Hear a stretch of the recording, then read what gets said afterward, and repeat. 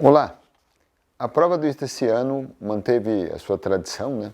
Mesmo com essa mudança recente para duas fases. Essa prova, a primeira fase, tem sido bastante exigente, então essa tradição foi mantida, realmente a prova mais exigente entre todos os exames, nas disciplinas que ele contempla, né? O ITA contempla 5 disciplinas apenas, mas nessas disciplinas realmente uma prova bem difícil. Falando um pouquinho sobre cada uma, em física nós tivemos uma prova bem estruturada esse ano, né, sem aquelas questões problemáticas que às vezes a gente vê. Na verdade, o único problema veio numa questão que deveria ser mais acessível, que é a questão 12, né, uma questão que tinha tudo para ser uma das questões mais acessíveis da prova, mas devido a um erro na formulação, ela provavelmente seja invalidada. Vamos ver o que o ITA vai decidir com relação a isso, mas é uma questão que provavelmente vai ser invalidada. Com relação a temas mais avançados tratados na prova de física, a gente teve aqui uma questão envolvendo a dupla fenda de Young, então uma prova exigente, mas uma prova bem montada. A prova de português foi muito baseada nas leituras obrigatórias, em aspectos bem específicos de enredo, né, das histórias das leituras obrigatórias, então realmente a gente percebe que uma orientação para os próximos anos é ter lido as obras, né, reler as obras próximo das provas, pelo menos voltar a dar uma olhada nos textos próximo das provas, porque os aspectos foram bastante específicos, tá certo? Então, uma prova que acabou sendo exigente por conta da especificidade na cobrança das leituras obrigatórias.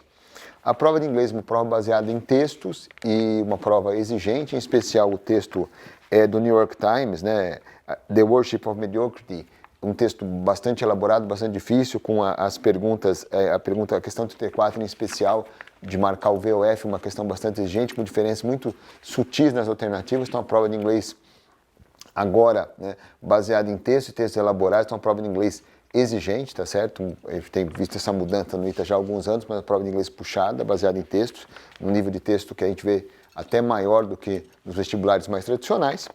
A prova de matemática, com as características que a gente costuma ver realmente na prova de matemática, com algumas questões com uma cara mais do antigo ITA, como a questão 41, né, que exigia exemplos, contra-exemplos relacionados à matriz, uma coisa que a gente via muito no ITA antigamente, e passou a ver menos nos exames mais atuais, mas voltando esse ano, tá certo?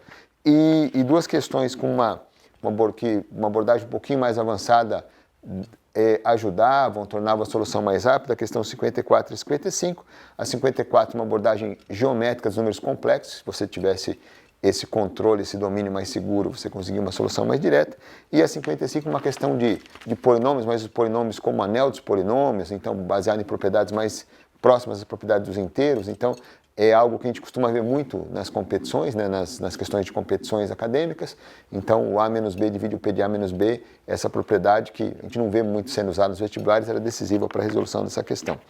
Em Química, uma prova extremamente longa, né, com várias afirmações para você verificar, você, candidato, verificar se eram verdadeiras ou falsas. Então, uma prova que ainda veio no final, nas últimas questões de Química, então uma prova que deve ter sido muito desafiante em questão de tempo, né, e uma prova que sempre toca bastante em temas mais relacionados ao ensino superior e a questões que a gente vê em competições. Aproveitando para falar um pouco sobre isso, queria, né, já que eu falei em física, matemática e química, questões ligadas com características mais de competições, questões mais ligadas ao ensino superior, queria convidar todos para assistirem à live de lançamento do nosso reforço, aqui do reforço do Etapa, em matemática, física e química, tá certo? Nós temos uma tradição muito forte em competições e num contato próximo com o ensino superior. Então a gente vai nós estamos montando um reforço muito